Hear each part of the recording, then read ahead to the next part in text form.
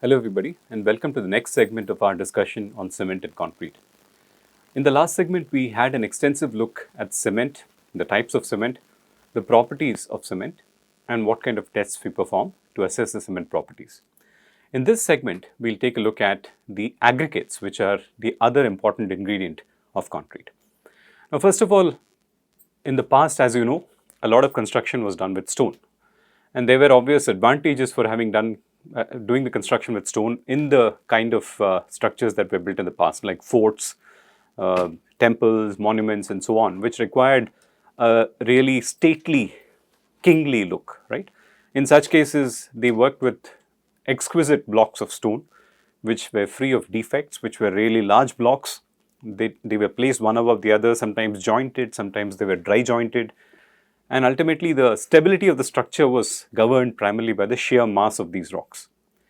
Right? But later, of course, as I discussed in the masonry chapter, we started using smaller and smaller stones that were easier to handle by the workmen on the site. Now, with concrete, you have an additional advantage that you did not have with stones. With stones, obviously, the kind of shape that you can lend to the structure depends on the type of stone that you have and the extent of dimensional changes that you can bring about to the stone by working on it, cutting, tooling, and so on and so forth. Concrete has no such problems. As long as you can have a formwork that defines a shape, the concrete can simply be filled in into the formwork and you have your necessary shape, right? So concrete can be shaped quite well. Now the question arises, if concrete can be shaped so well and the primary ingredient that causes that to happen is the cement and water, why use aggregate at all? Why do we need stone and sand to fill up spaces inside the concrete? Now the answer lies in my statement itself, filling up the space, right? So concrete, obviously you need very large volumes to be filled up to make a structural component possible.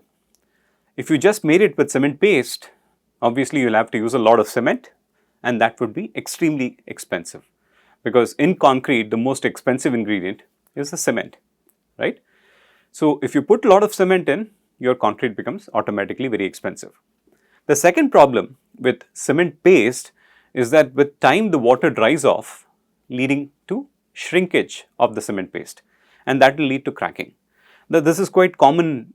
Shrinkage is a very common phenomenon, especially when you look at soils like clays, right? In the wet season, you'll find they are very slushy and muddy, and when the season changes to a dry season, you see the ground starting to crack, and that's happening because all the water that was retained inside the clay has now been driven out by drying. So shrinkage has happened, leaving behind the cracks. The same thing will happen with cement paste.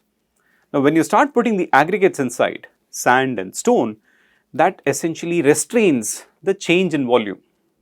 In other words, you have better dimensional stability when you use aggregate. Okay? Aggregate is absolutely important to make the concrete economical, efficient, and also dimensionally stable. That's the most important aspect of using aggregate. So if you actually look at typical concrete, typical, let's say residential concrete, what the concrete that is typically used for building houses, typical residential concrete will have nearly 75% by volume of aggregate. That means only 25% is cement plus water.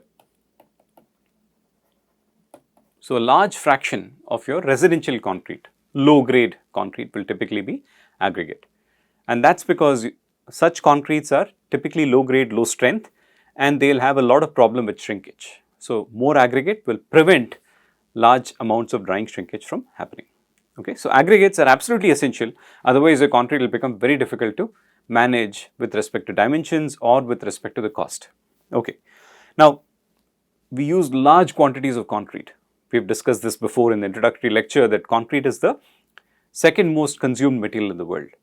And for the quantities of concrete that are used worldwide, the amount of aggregate that is required is well in excess of 15 billion tons. It's a staggering number, 15 billion tons, okay? And that's just, I'm talking about the aggregate required to make concrete. Apart from this, a lot of aggregate is used as base course material in pavements and slabs on grade. We'll talk about that when we actually get to this chapter on pavements, okay? So there's a lot of aggregates that are used for railway ballast, for instance, okay? So, all these applications involve the use of stone, and you need stone everywhere, okay. And because of this, 15 billion tons is only a lower estimate of the amount of aggregate that is required. So, you probably need well in excess of 20 to 25 billion tons of aggregate to satisfy construction needs across the world. Now, obviously, this means that we are extracting a lot of material from natural sources, right. So, that leads to a major challenge. There will be an environmental concern of depletion of natural resources. So, we are using more and more natural material to make artificial materials like concrete for serving our construction needs. So, what happens to the land as a result? Obviously, there is going to be major changes in the way that the land actually behaves. In some instances, extra removal of material like sand and stone from the land has also been known to change the seismic effects that occur in that particular region, right? Because you have a natural rock formation, and if you are trying to remove this rock for use in construction, you have obviously changed the nature of the land itself, and that may lead to a change in the way that the land actually behaves. You all know very well that when rivers basically deposit the sand, very fine, nice, rounded granules of sand, okay, in the silt that they are carrying along with them, right? And very often what we do is we go in and take this sand and use it for construction. That is the river sand. We will talk more extensively about that later. But what is it going to do if we start removing excess of sand? Excess of sand removal or dredging from the river beds has been known to change the course of the rivers, alter the course of the rivers, and that may lead to problems like flooding and so on. Okay, so there are major environmental challenges dealing with the use of aggregate, but we cannot live without using aggregates. Okay, so you can cause disturbance to geological structure, change river course, and that leads to a major environmental concern. But as I said, you cannot live without aggregates. So what you need to start doing is looking for sources that are other than natural sources. For example, there is a good potential of using material that comes in from industrial waste. Okay, for example, many of the industries process material and leave behind tons of wastage. And this wastage, if you do not utilize it in some effective way, goes in landfills, which are again spoiling the quality of the land and also spoiling the quality of the scenery that you have around you. Okay. So, all that waste has a potential to be reutilized in construction. So, we should not lose that opportunity. The other aspect is recycling of the old concrete as aggregate. Now, in a lot of cities, you will see demolition of old concrete structures happening. What do you think happens to the broken concrete? The broken steel, the steel that is retrieved from these reinforced concrete structures obviously have a lot of value. Steel has good scrap value. You can get good price for it. But concrete on the other hand does not really have scrap value. So, what typically is done is these guys who demolish it simply go and dump it in some low-lying areas as landfill.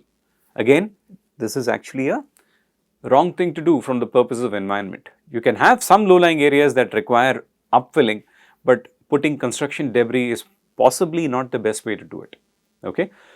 What can you do with this construction debris is set up processing plants that grind this debris into sizes of aggregate and then reuse it in new concrete. So, there is a lot of research today that is focused towards how best to utilize the broken demolition debris as aggregate in concrete.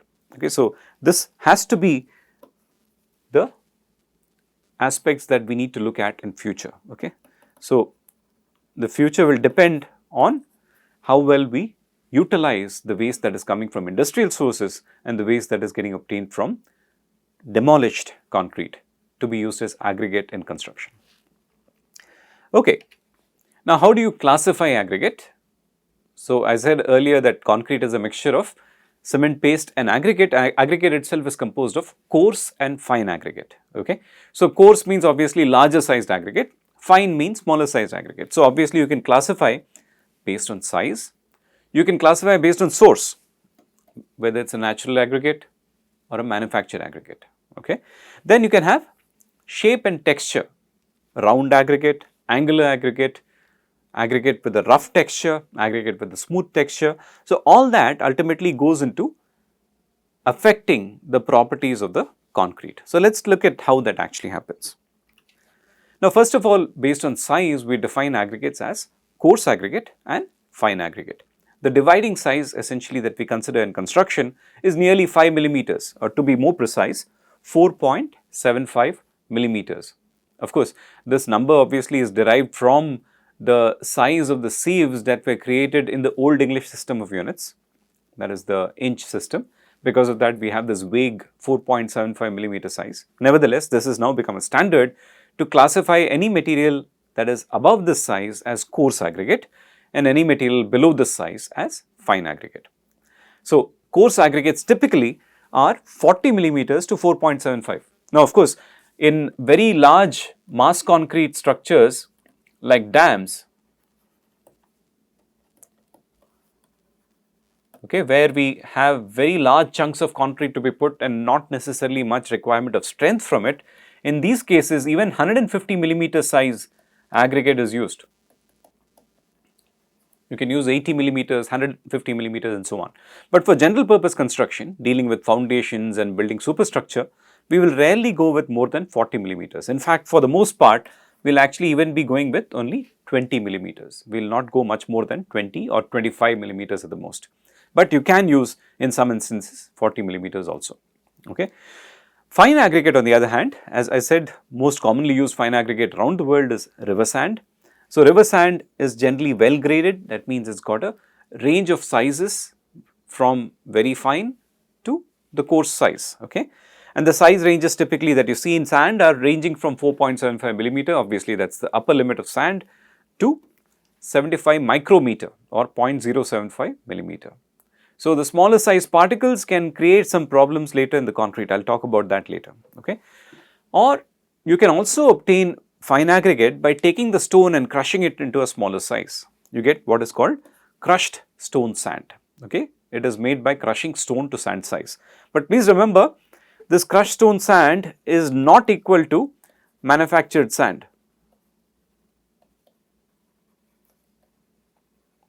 Very often people use this interchangeably, but it is not technically correct to say that, okay, because crushed stone sand is still obtained from a natural stone and simply crushed to the right size.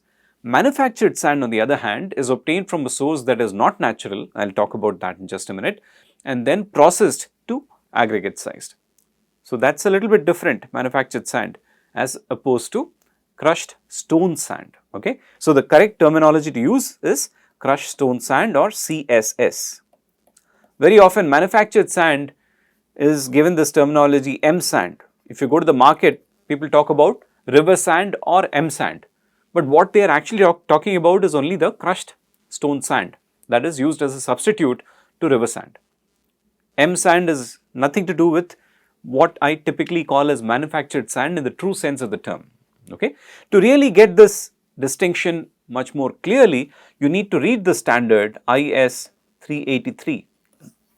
Okay.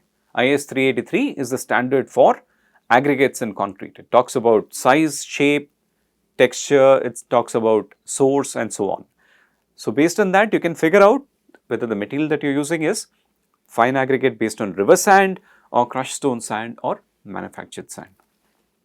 Okay.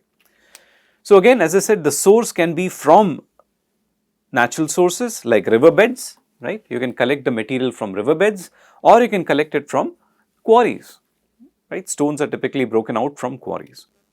Manufactured sand is actually the sand which is obtained from artificial sources. For example, if you take fly ash which is collected from thermal power plants and you fuse the particles together to make an aggregate sized object, that becomes a manufactured fly ash aggregate. We call it fly ash based lightweight aggregate because mostly what happens with fly ash, when you actually sinter it and fuse it, it becomes a lightweight aggregate.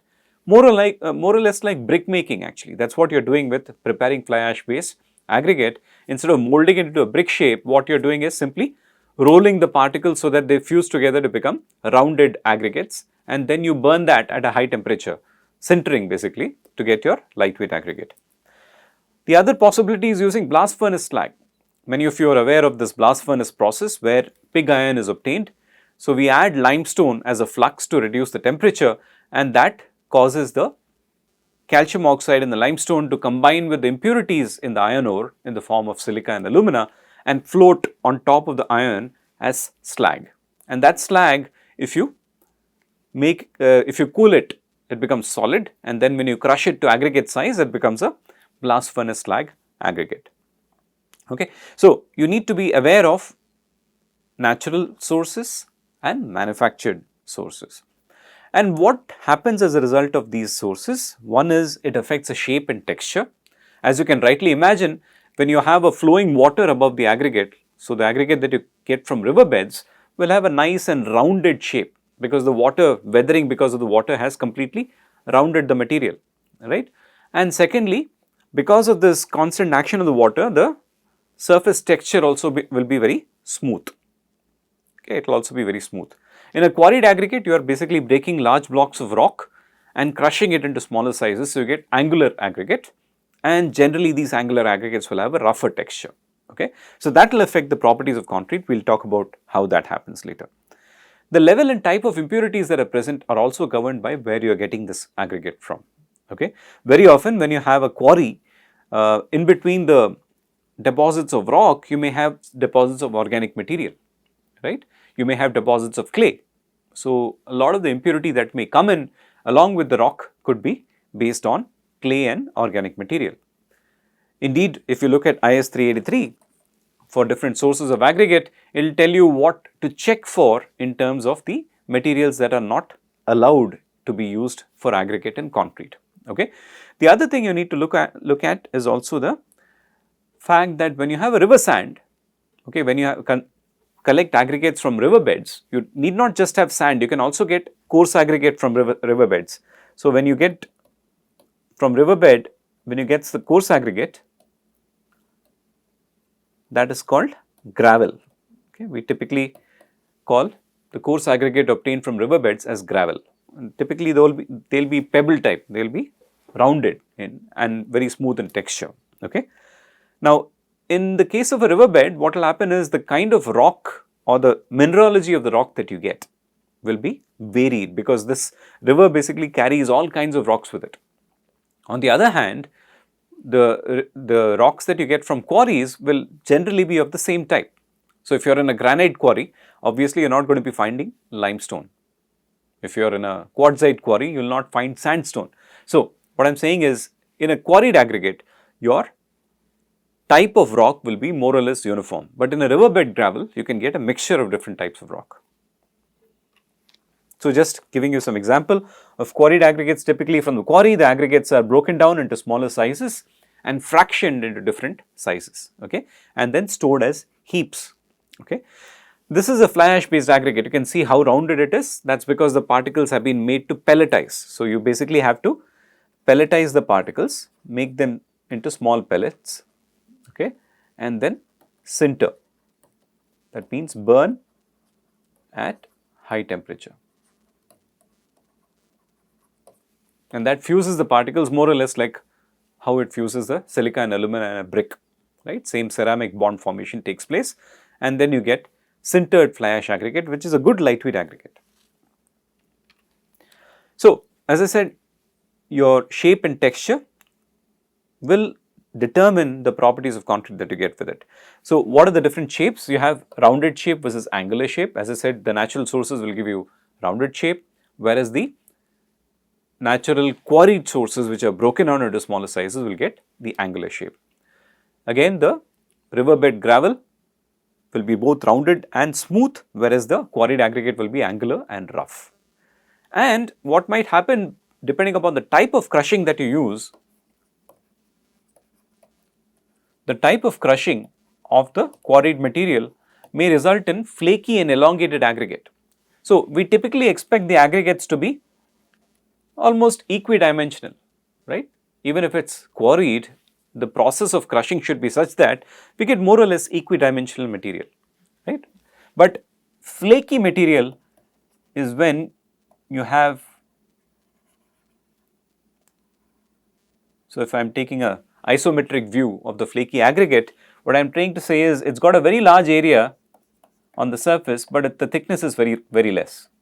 It has got low thickness. That is a flaky aggregate. And obviously elongated just means that you have a piece which is more or less like that. That is elongated aggregate. So, we want to avoid flaky and elongated material. Now, why do you think we need to avoid that? So, flaky material, as I said, has a very less thickness, small thickness. So, what will happen is when you are loading, flaky, when you are loading this concrete which has such flaky aggregate in it, if a crack has to go, it will go right through because this aggregate is going to be very weak. Okay, flaky aggregate is going to be extremely weak. So, you do not want a flaky aggregate inside. Elongated material, what will happen is, now your concrete, you have seen several pictures where concrete has to flow between reinforcing bars. So, concrete is poured and it has to go between the gaps in the reinforcement. If you have elongated aggregate, what will happen? It will sit on the gap and block it. So, your concrete will not be able to flow through the reinforcement. So, flaky and elongated aggregate have to be avoided in large quantities. Some amount of flakiness and elongation is acceptable. Again, IS 383 gives you the limits of what is acceptable from that perspective. So, not only will they affect these aspects like strength and so on, they may also affect the workability. Okay, the use of different types of aggregate may affect workability. When you have a rounded aggregate, you will get a nice cohesive mixture. So, high workability when rounded aggregate is used. With angular, workability will be less workability. Workability simply is the ease with which you can work with the concrete. That means the consistency or fluidity of the concrete, how easily it flows. That basically is one of the factors that govern workability. So, we typically measure it, as you will see later, in terms of some methods that determine the fluidity or consistency of the concrete. So, when you have rounded aggregates, you get better workability. When angular aggregates are used, it gets lower workability. The other aspect is the paste aggregate bond strength. I will talk about this in a little bit more detail somewhat later. Essentially, the strength of the concrete is truly only governed by the paste aggregate bond strength. For normal aggregate, when you start using artificial lightweight aggregate, for instance, the aggregate strength also can be a determining factor. But in most normal concrete, the aggregate or the rock is usually much stronger than the cement paste. As a result of which, the bond between paste and aggregate really affects the strength of the material. So, when you have a good bond, you get high strength. When you have a poor bond, you get low strength. So, generally a smooth aggregate will lead to a poor bond, right? You can clearly imagine that will be the case. A rough aggregate will be leading to a good bond. Okay. And as I said, when you have flaky and elongated material, it will also affect the strength and the ability to pass between reinforcement. Secondly, the packing and compaction will also get affected. So, in a rounded aggregate, your compaction or packing will be poor, whereas angular aggregates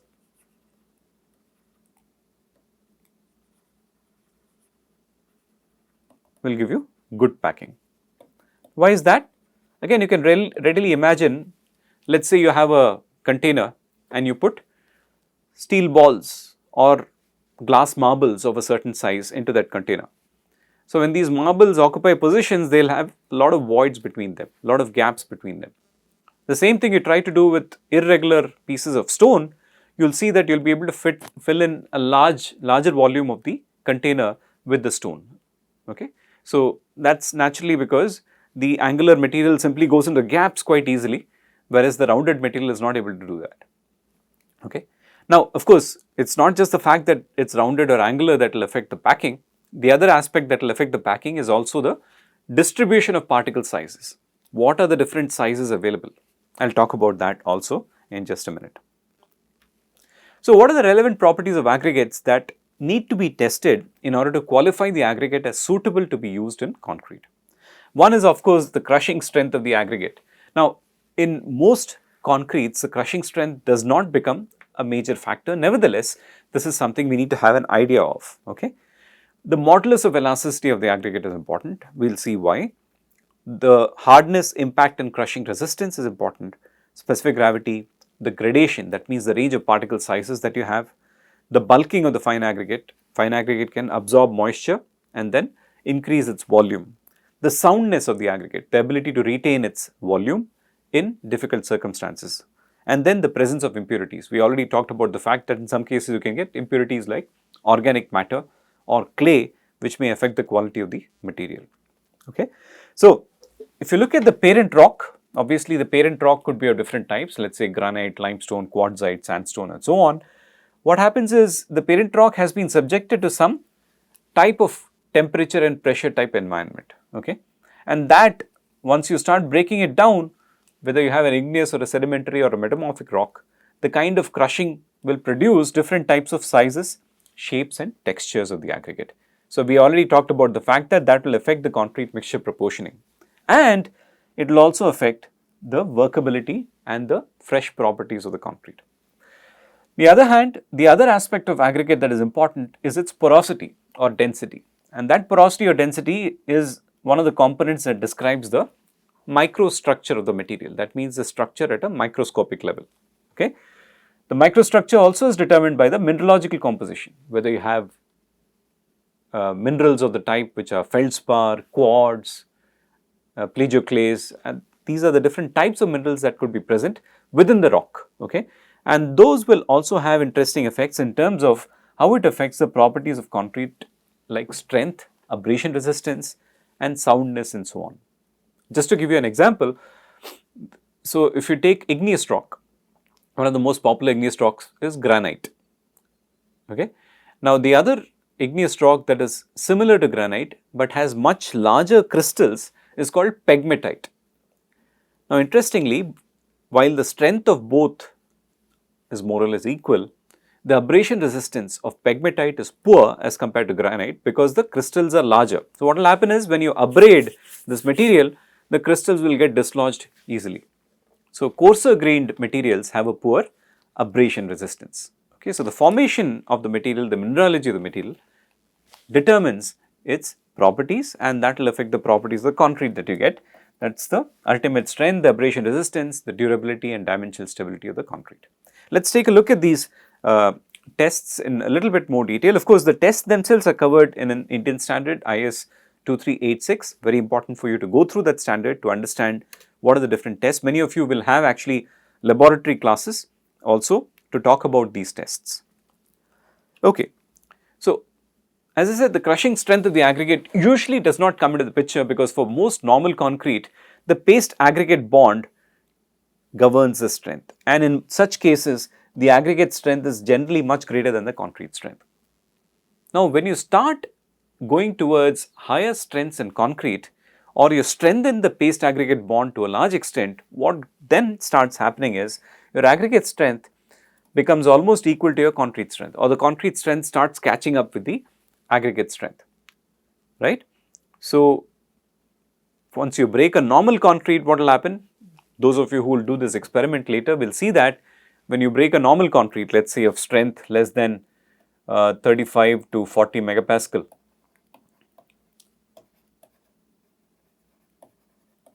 okay, of strengths less than 35 to 40, when you break that, when you break the cubes in compression, you will see that the failure crack goes around the aggregate, indicating that the failure has started in the interface between the paste and the aggregate. Whereas in high strength concrete, the interface is strong, so you will see the crack goes right through the aggregate. Now does that mean the rock is of lower strength than the concrete? Possibly not. It is just the rock which has been cut to aggregate size or formed to aggregate size may have a strength which is lower than that of the concrete. So please remember, aggregate strength inside concrete is different from that as a rock.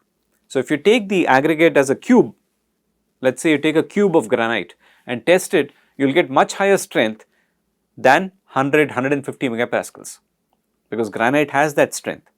But when you have aggregates of granite inside the concrete, even for strengths as low as 60 megapascals, you will start seeing failure of the aggregate. That is because you have a lot of defective pieces inside. If in a cube you have a nice solid rock, but when you break down its aggregate, its weakness or its failure planes get exposed. As a result, you will have a lower strength. What about the stiffness of the aggregate? Why is it important? Now concrete is a composite material, aggregates are embedded inside paste.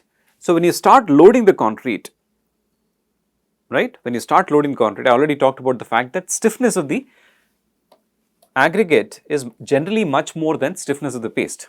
So stiffness of aggregate or modulus of elasticity of aggregate is generally much more than modulus of elasticity of paste. Again, this is for normal concrete.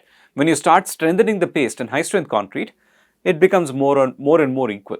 It never becomes totally equal, but becomes more and more equal.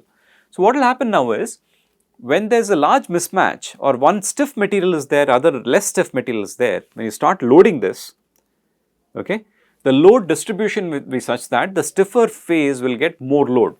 The aggregates will attract more load. So the zone around the aggregate of the paste which is attached to the aggregate will be experiencing very high stress levels as compared to the zone of paste which is away from the aggregate. Okay.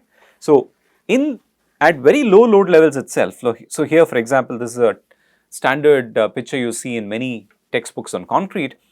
If you plot the stress versus strain, even for stresses which are less than 30% of the breaking stress, you will start seeing that there are failures of the paste around the aggregate, because the aggregate has attracted more load there.